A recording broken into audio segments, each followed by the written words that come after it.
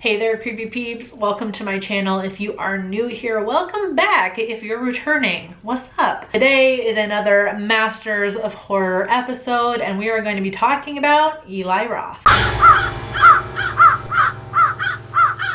So you know what it is. It's Masters of Horror, a series that I do on here periodically where I talk about a master of horror, a popular or influential director in the genre. I'll link the playlist up here somewhere, wherever it comes up, if you want to watch some of the past episodes. I believe the last time I did this was James Whale in June, that I can remember. But yeah, so today we're going to be talking about Eli Roth, who was born on April 18th, 1972, and is most well known for his films Cabin Fever and Hostel. So in terms of my favorite movie that he's directed, easily Cabin Fever. It's got the awesome gross out factor in the movie, but it also like feels real enough that something like that could actually happen. And I'm quite a big germaphobe, if I say so myself, and this movie certainly grosses me out, but it's fun.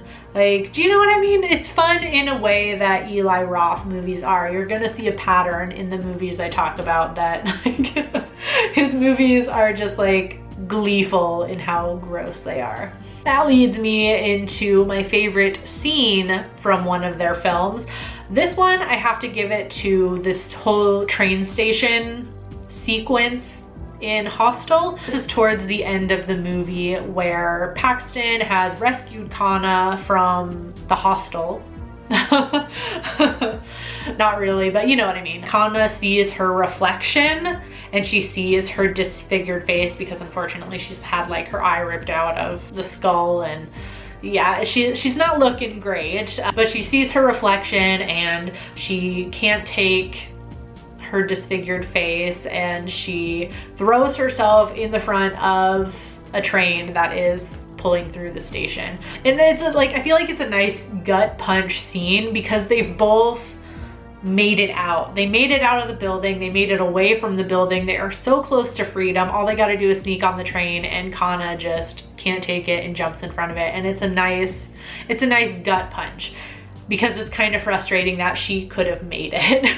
Always the scene, besides the cutting of the eye, that always sticks out to me in my mind. I always remember that bit. Jumping from that, my favorite kill from one of Eli Roth's films, I had to give this one to the Green Inferno. Eli Roth has done like a lot of torture porn type movies. I think he's kind of known as like the splatter horror movie director. There are a lot of really great deaths in his movies, but I had to give this one to a death from the Green Inferno, which is actually Lars's death. At our time, like the whole sequence of this I love. So basically leading up to it, all of the prisoners stuff a whole bunch of weed into their friend because they know that the cannibals are about to cook her and eat her. So they figured it would be a good distraction. They've never smoked weed before, so they'll be distracted and they can escape.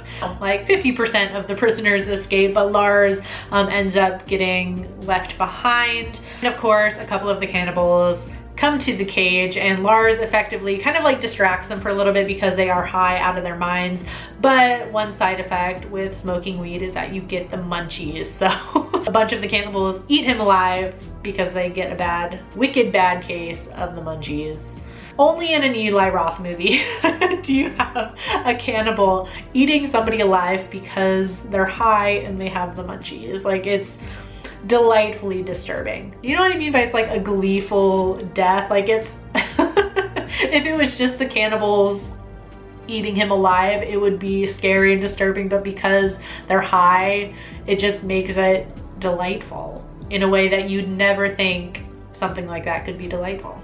Favorite quote. Now this could be from one of their movies or the director themselves. I typically end up going with a quote from the director themselves, which is what I'm gonna do here. So this is a quote from Roth about the influence of horror movies, especially because they are typically very violent movies. And I saw this quote, I don't know exactly when he said it, but he talks about Hostel later in the quote. I'm not gonna read the whole thing, the quote, so I can only imagine it was around the time when Hostel came out, because like torture porn was a thing then in the early 2000s. But I feel like this quote it's been relevant, and it possibly is even more relevant now more than ever.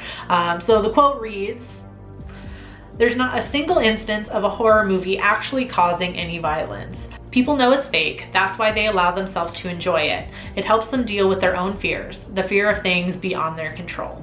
People blow up abortion clinics and then blame the Bible, but you would never say ban the Bible. You'd say that's some lunatic who wants to kill people and then hide behind the religion." And I could not agree more. Although recently the conversation has turned on horror video games, not the first time that this has happened, but like I said, I feel like that quote is more relevant now than ever, and it's an argument that we've had so many times. Every time something horrible like this happens, I think you guys know what I'm referencing. I'm not going to say it because I'm sure the YouTube algorithm will just demonetize the shit out of my video if I do. It's always us horror fans that have to defend the genre, and although we're never proof enough that violent movies does not equal violent person. Moving on, any films of theirs I have not seen. I still have not seen Knock Knock, and I still really want to watch it because Keanu Reeves. I don't need another reason to want to watch the movie. So I also haven't seen Death Wish either, but I'm not really keen on seeing that one right away. Nothing wrong with Bruce Willis, but I like Keanu Reeves a whole lot more. And finally, what do you like / dislike about them as a director? Lindsay, aka Mother Mayhem, called me out last time and said I should talk about a director I don't like, because I always get to this portion of the video and I always like them. The whole series, I just keep picking directors that I like. It's hard though, because I don't know that I actually dislike any directors, but I feel like Eli Roth is a nice bridge for this, because I don't dislike him, but I don't love him either. Roth is not one of those guys for me. Don't hate him, not a super fan though, so. Right. Yes, so let me know in the comment section down below how you feel about Eli Roth's movies. Do you love them? Do you hate them? What's your favorite? What's your least favorite? I hope you enjoyed this video. If you did, please give it a thumbs up. Subscribe if you're new here. Become a Creepy Peep today. I post videos Monday, Wednesday, and Friday, and you can ring that notification bell down there to be notified every time I post a video, even though it doesn't always work. Thank you so much for watching, and until next time, stay strange. Bye! This video is brought to you by all these lovely creepy patron peeps that you see listed on the left-hand side of the screen. If you want to find out the perks to being a creepy patron peep, you can follow that link that is in the description of this video. No pressure, but it's there if you want to check it out. Thanks for watching.